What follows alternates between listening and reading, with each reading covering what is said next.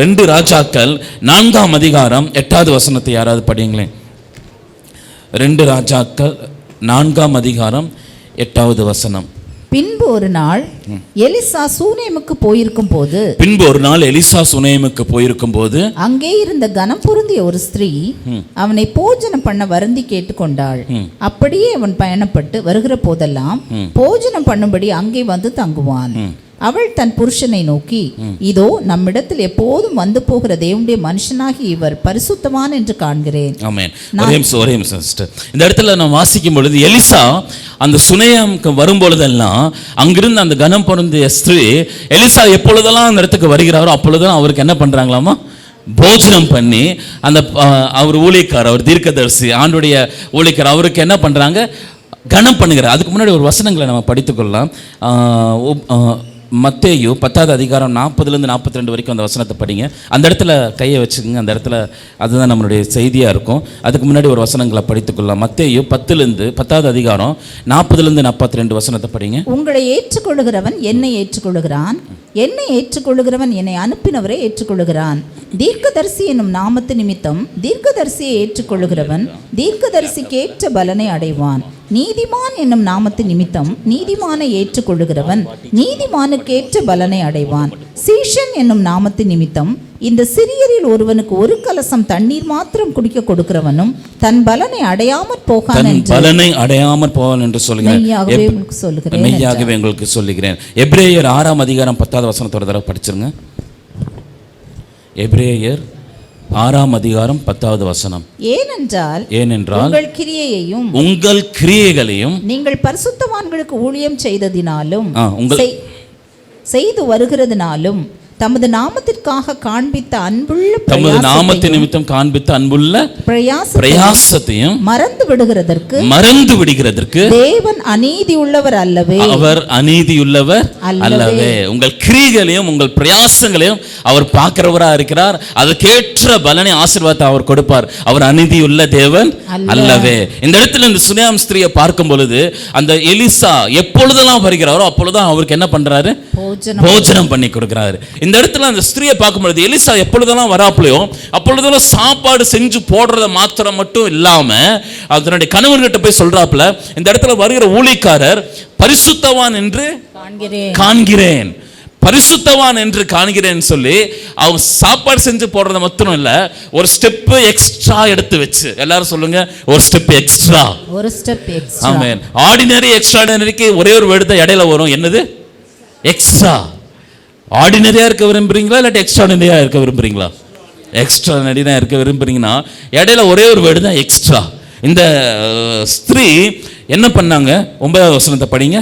அவள் தன் புருஷனை நோக்கி, இதோ நம்மிடத்தில் எப்போதும் வந்து போகிற தேவனுடைய மனுஷனாகி இவர் பரிசுத்தவான் என்று காண்கிறேன்.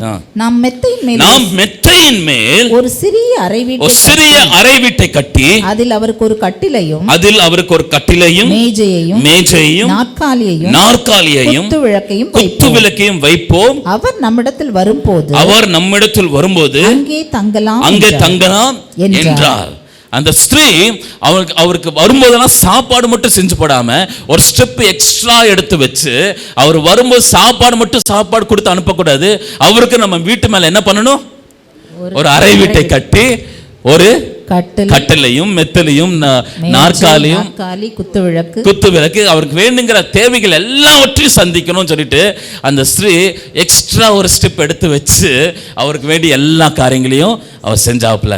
நம்முடைய வாழ்க்கையில நீங்க எக்ஸ்ட்ரா பண்ற ஒவ்வொரு காரியத்துக்கும் எக்ஸ்ட்ரா பிளெஸிங்ஸ் கண்டிப்பா கிடைக்கும்.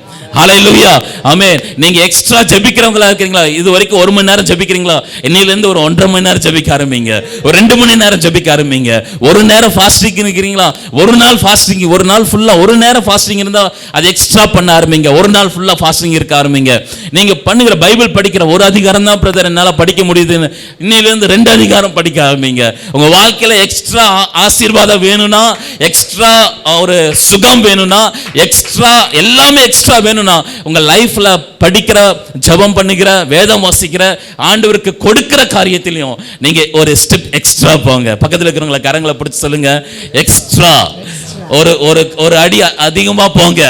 ஏன்னா இந்த இடத்துல அந்த ஸ்திரீ அதுதான் செய்தால், வெறும் சாப்பாடு மட்டும் போடாம எக்ஸ்ட்ரா ஒரு ஸ்டெப் போய் அவருக்கு வேண்டிய தேவைகள் எல்லாவற்றையும் செஞ்ச. இந்த 2 காரியத்தை தான் செஞ்சா.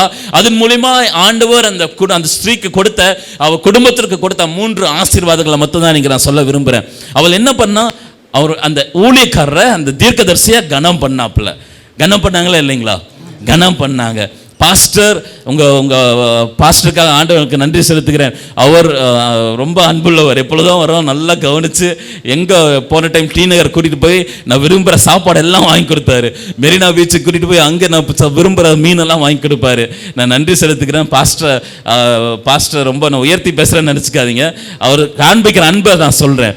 அவர் உங்களுக்காக படுகிற ஒவ்வொரு பிரயாசங்களுக்கும் நீங்க அவர் மேல உங்களுடைய கிரிகளின் நிமித்தம் உங்களை அன்பை வெளிக்காட்டணும். அந்த இடத்துல அந்த ஸ்திரீ அதான் செஞ்சாப்புல, அந்த ஊழியக்காரரை கனம் பண்ணாப்புல. அந்த கிரியை ஆண்டவர் மறக்கவே இல்லை. 3 ஆசீர்வாதத்தை நான் சொல்ல விரும்புகிறேன். முதல் ஆசீர்வாதம் என்னன்னா, எடுத்து வாசிங்க, அதே அதிகாரம் 17வது வசனம். அந்த ஸ்திரீ கர்ப்பம் தரித்து எலிசா தன்னோட சொன்னபடி ஒரு உற்பத்தி காலகட்டத்தில் ஒரு குமாரனை பெற்றாள். அந்த ஸ்திரீ கர்ப்பம் தரித்து எலிசா தன்னோட சொன்னபடி ஒரு உற்பத்தி காலத்திட்டத்தில் ஒரு குமாரனை பெற்றாள். ஏன்னா எலிசா கேயாசி கூப்பிட்டு கேட்டாப்புல அந்த ஸ்திரீக்கு என்ன தேவை இருக்குன்னு சொல்லி. அப்ப கேயாசி சொல்றாப்புல அவருக்கு குமாரன் இல்ல. அப்போ அவர் சொல்றாரு, நான் நெக்ஸ்ட் டைம் வருவேன், இதே டைம்ல நீ ஒரு குமாரனை அரவணைச்சிட்டு இருப்ப, ஒரு குமாரன் உங்ககிட்ட இருப்பாப்ல சொல்லி. முதலாவது ஆசீர்வாதம் என்ன ஆசீர்வாதம் தெரியுங்களா? அந்த ஸ்திரீயுடைய தனிப்பட்ட வாழ்க்கையில அடைக்கப்பட்டிருந்த அந்த அடைப்புகளை ஆண்டவர் திறந்தார். ஹல்லேலூயா. ஒரு குழந்தை பாக்கியம் அந்த ஸ்திரீக்கு இல்லாமல் இருந்தது. தனிப்பட்ட வாழ்க்கையில, உங்க பிசினஸ்ல, உங்க குடும்பத்திற்குள்ள அடைக்கப்பட்டிருக்கிற எல்லா கதவுகளையும் ஆண்டவர் வர்ற நாட்கள் திறக்க போகிறார். ஹல்லேலூயா. ஏன் திறக்க போறார் தெரியுங்களா?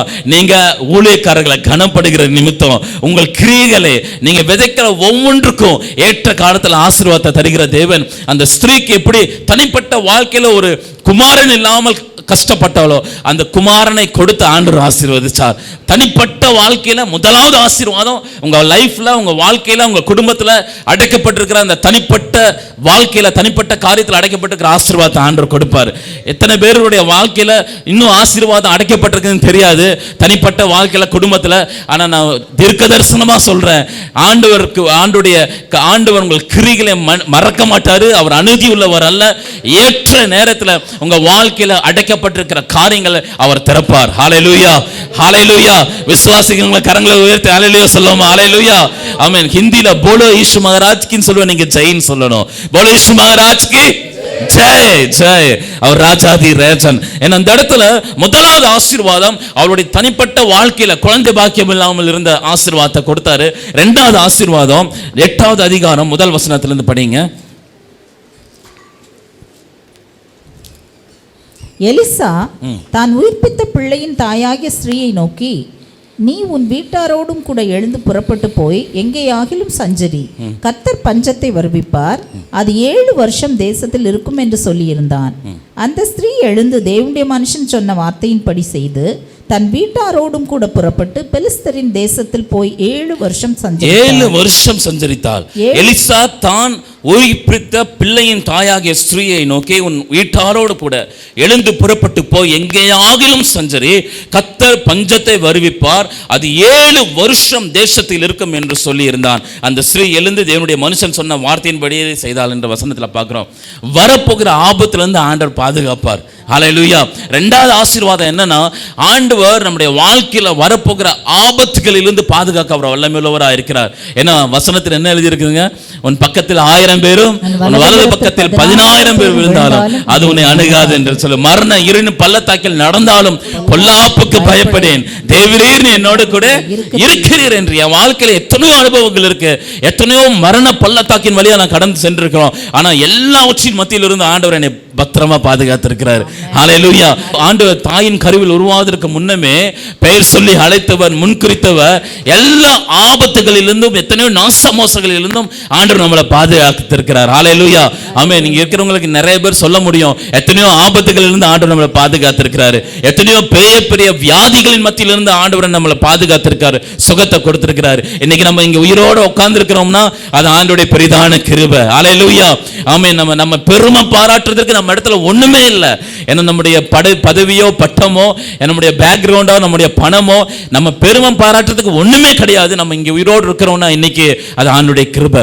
போன நாட்களில் நம்ம எல்லாருக்கும் தெரியும், ஹைதராபாத் அந்த அகமதாபாத்தில் என்ன ஆக்சிடென்ட் ஆச்சுன்னு. ரொம்ப வேதனைக்குரிய காரியம். ஏன்னா ஆண்டவர் நம்மளுடைய வாழ்க்கையில பிசாசவன் விரித்து வைத்திருக்கிற எல்லா பொல்லாப்புக்கும் எல்லா விதமான கண்ணிக்கும் அவர் விலக்கி பாதுகாக்கிற நல்ல தேவனா இருக்கிறார். இந்த இடத்துல அந்த ஸ்திரீ பண்ணின ரெண்டே காரியம் தான். அந்த ஊழியக்காரரை கனம் பண்ண ஆரம்பிச்சா, சாப்பாடு மட்டும் போடாம எக்ஸ்ட்ரா ஒரு ஸ்டெப் போய் அவருக்கு வேண்டிய தேவைகள் எல்லாவற்றையும் சந்திச்சா, அதன் நிமித்தம் முதலாவது ஆசீர்வாதம் அந்த ஸ்திரீனுடைய வாழ்க்கையில அடைக்கப்பட்டிருந்த பிள்ளை பாக்கியத்தை ஆண்டவர் கொடுத்தார். இரண்டாவது ஆசீர்வாதம், வரப்போகிற பஞ்ச காலத்திலிருந்து அந்த பஞ்சத்திலிருந்து வரப்போகிற ஆபத்திலிருந்து அந்த ஸ்திரீயை ஆண்டவர் பாதுகாத்தார். எத்தனையோ ஜனங்கள் இருக்கிறாங்க, ஆனா ஸ்பெசிபிக்கா எலிசா அந்த ஸ்திரீயை நோக்கி சொல்றாப்புல, நீயும் இந்த இடத்தை விட்டு கடந்து சில 7 வருஷம் என்ன ஆக போதாமா, பஞ்சம் வரப்போகுதுன்னு.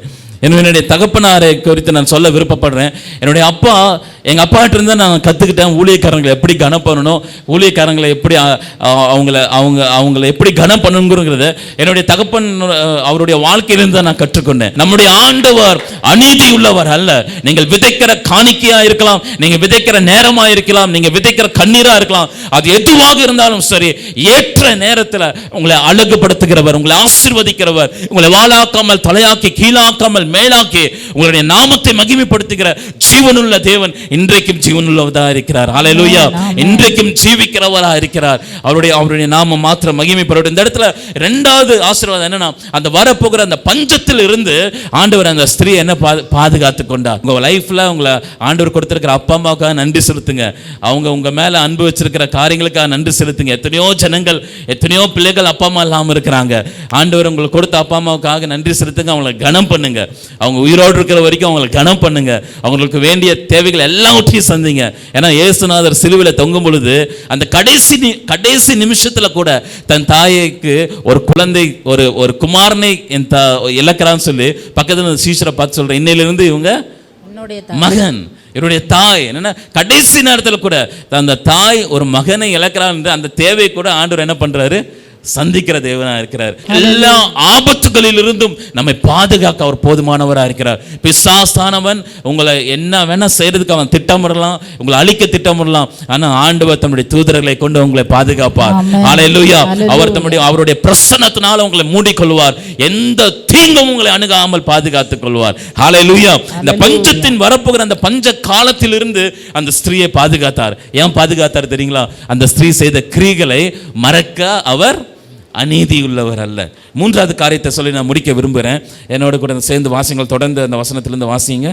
7 வருஷம் சென்ற பின்பு, 7 வருஷம் சென்ற பின்பு, கடைசி பாயிண்ட் நல்ல கவனத்தோட கேளுங்க. அவள் பெலிஸ்தரின் தேசத்தை விட்டு திரும்பி வந்து தன் வீட்டுக்காகவும் தன் வயலுக்காகவும் ராஜாவினிடத்தில் முறையிடும்படி போனாள். 7 வருஷம் சென்ற பின்பு. எத்தனை வருஷம்? 7 வருஷம். நம்ம ஒரு மாசம் வீட்டு விட்டு போனாவே நம்ம வீடு பத்திரமா இருக்குதா, வீட்டுக்குள்ள ஒன்றும் இல்லைனாலும் சரி நம்ம வீடு பத்திரமா இருக்கா அப்படின்னு பார்ப்போம். ஏன்னா இப்போ ஏதாவது வச்சுட்டு போயிட்டோம்னா அவ்வளோதான், நைட்டு தூக்கமே வராது. ஏதாவது நெக்லஸோ ஏதோ விலையோ இந்த காரியத்தை வச்சுட்டு போயிட்டோம்னா வெளியே எத்தனை நாள் போகிறோம் அத்தனை நாள் தூக்கமும் வராது. ஏன்னா உள்ள ரொம்ப விலை உயர்ந்த பொருளை வச்சிருக்கிறோம். ஆனால் இந்த ஸ்திரீ 7 வருஷம் தன்னுடைய வீட்டையும் தன்னுடைய இடத்தை விட்டு சென்றா. 7 வருஷம் கழிஞ்சு ராஜாவிடத்தில் முறையிடும்படி வராப்புல. ஏன்னா கொஞ்ச நாள் விட்டாலே ஆட்டை போட்டுறாங்க, லேண்டை கப்ஜா பண்ணிடுறாங்க. அது என்ன பண்ணிடுறாங்க தமிழ்ல, ஆக்கிரமிச்சிடுறாங்க. ஏன்னா ஆனால் 7 வருஷம் கழிச்சு வராப்புல என்ன இருக்குமோ தெரியல சொல்லி அநேக கேள்விக்குறியோடு பிரச்சனையோடு போராட்டத்திற்கு கவலையோடு வரா ராஜனிடத்தில் முறையிடும்படி. ஆனால் வாசிங்க தொடர்ந்து. அந்நேரத்திலே ராஜா தேவனுடைய மனுஷனின் வேலைக்காரனாய் இருந்த கேயாசியுடைய பேசி எலிசா செய்த அதிசயங்களை எல்லாம் எனக்கு விவரமாய் சொல் என்றார். இந்த இடத்துல பாத்தீங்கன்னா 4வது அதிகாரம் 8வது வசனத்தில் அந்த ஸ்திரீ விதைக்கிறார்.